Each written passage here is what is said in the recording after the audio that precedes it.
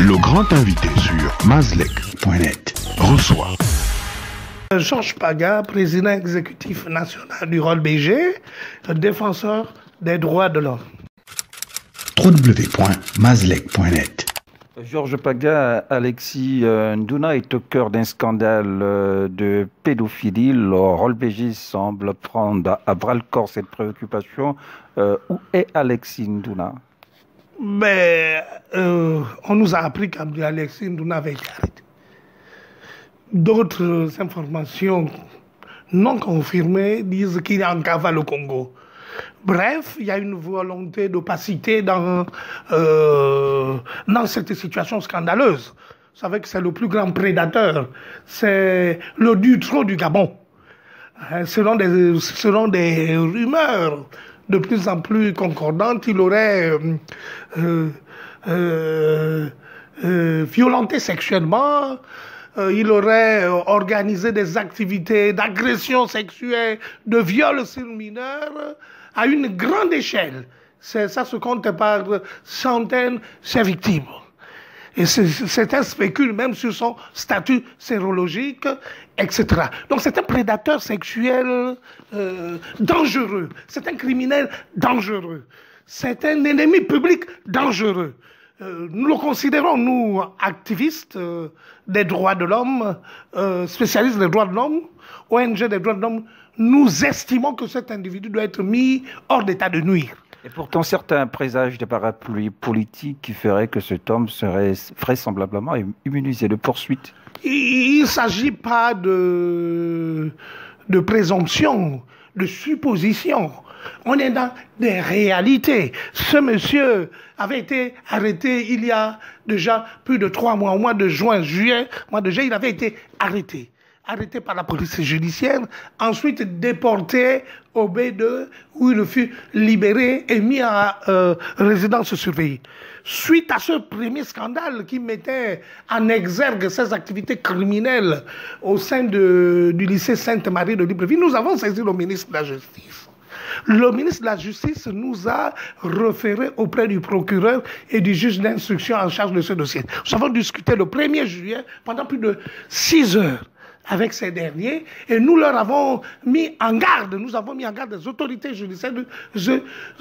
judiciaires sur le caractère récidiviste, n'est-ce pas, de cet individu, de ce prédateur criminel, qui est à la tête d'une organisation tentaculaire et criminelle qui opère sur des viols sur des enfants à grande échelle. Et qui serait membre de cette nébuleuse à laquelle vous faites allusion? Je ne sais pas. Ce qui est sûr, c'est qu'il bénéficie des soutiens politiques au plus haut niveau de l'État. Il est membre du Parti démocratique gabonais. Nous nous étonnons que 10 jours après le déclenchement de cette affaire, le PDG n'ait pris aucune position. Ni le PDG, ni le gouvernement. C'est scandaleux. Nous sommes de plus en plus convaincus que le PDG et le gouvernement encouragent les crimes sexuels, encouragent les violations des droits de l'homme au Gabon. Il n'y a pas eu de prise de parole publique du gouvernement contre les activités de ce criminel, contre les violences faites aux enfants. C'est scandaleux. Dès lors que le Gabon a signé la Convention des Nations Unies sur les droits des enfants, qui sera célébré le 30 novembre prochain. Et c'est scandaleux, c'est inadmissible. C'est inconcevable que dans un État civilisé comme le nôtre, les autorités fassent un scandale aussi retentissant lié aux activités d'un récidiviste sexuel, dangereux, un prédateur sexuel, aussi nocif pour la société, que l'État, à travers ses représentants, ne puisse prendre position. Aucune parole publique, aucune décision publique, aucune déclaration publique. C'est dire donc que les informations, les spéculations sur ces protections politiques sont de plus en plus évidentes.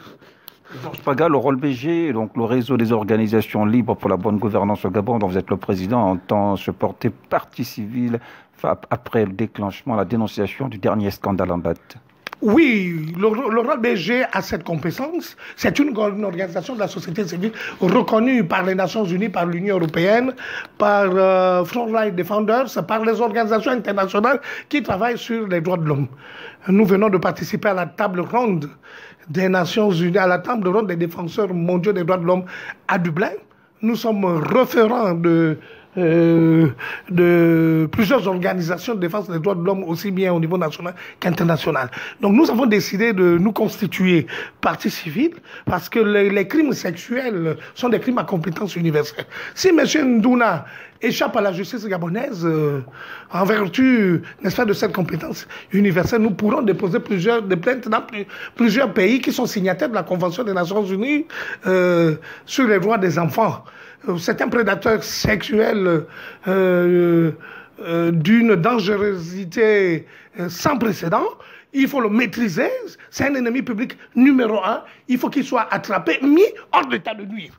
C'est un criminel sexuel qu'on n'a jamais vu. C'est le plus grand prédateur sexuel du Gabon actuellement et qui bénéficie des soutiens politiques. Il est membre du Parti démocratique gabonais. La chose la plus scandaleuse, c'est que ce parti n'a prononcé aucune sanction contre lui, contrairement à ce qu'ils avaient fait contre lorsque Ali Akbar Onagayo Beke avait émis une opinion dissidente à travers les réseaux sociaux. Georges Paga, merci. Je vous en prie, M. Maléko. Merci beaucoup. Et merci surtout pour ton engagement, ton leadership aussi dans les médias. Nous avons besoin des médias pour vulgariser les droits de l'homme. L'info du Gabon en un clic, c'est sur www.mazlek.net.